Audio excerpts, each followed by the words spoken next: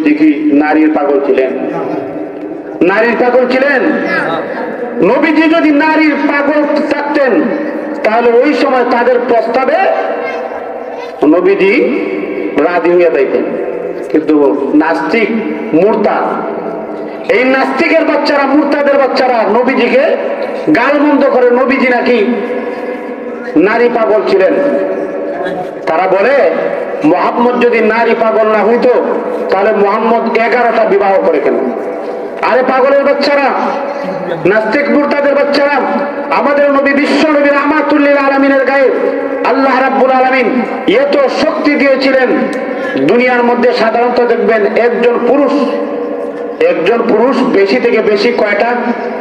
4টা নারী গ্রহণ করতে পারবে, এটা শরীয়ত। কিন্তু আমাদের নবীজিকে আল্লাহ রাব্বুল আলামিন প্রায় 4,500 পুরুষের গায়ে যে শক্তি, নবীজির একা শক্তি দিয়েছেন। সুতরাং নবীজি যদি নারী নবী হতেন তাহলে 11 জন না, নবীজির জন্য 11 জন বিবি যথেষ্ট হতে না। নবী রাহমাতুল লিল আলামিন আরো নারীকে বিবাহ করা লাগবে। কিন্তু দেখেন নবীজি বিবাহ করছেন শুধু কুমারিনী মহিলাদের মধ্যে, অর্থাৎ যার বিবাহ হয় নাই, আয়েশা রাদিয়াল্লাহু তাআলা আনহা হয়। বাকি যে 10 জন রয়েছেন, এই 10 জনের মধ্যে সবাই বিবাহিত। নবীজি বিধবা নারীদেরকে বিবাহ করতেন, আশ্রয় দিয়েছেন নবীজি সাল্লাল্লাহু আলাইহি ওয়াসাল্লাম। কথা বলেন ঠিক কিনা? কিন্তু নাস্তিক বেঈমান কাফেররা বলে, নাস্তিকের বাচ্চারা, মুরতাদের বাচ্চারা বলে আমাদের নবী নাকি নারী নবী ছিল। বলেন না আউযুবিল্লাহ।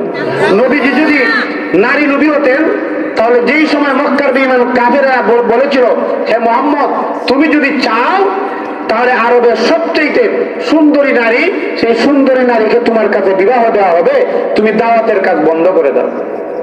নবীজি যদি নারী পাগল হতেন, নারী নবী যদি হতেন, তাহলে ওই সময় তাদের প্রস্তাব নবীজি মেনে নিতেন।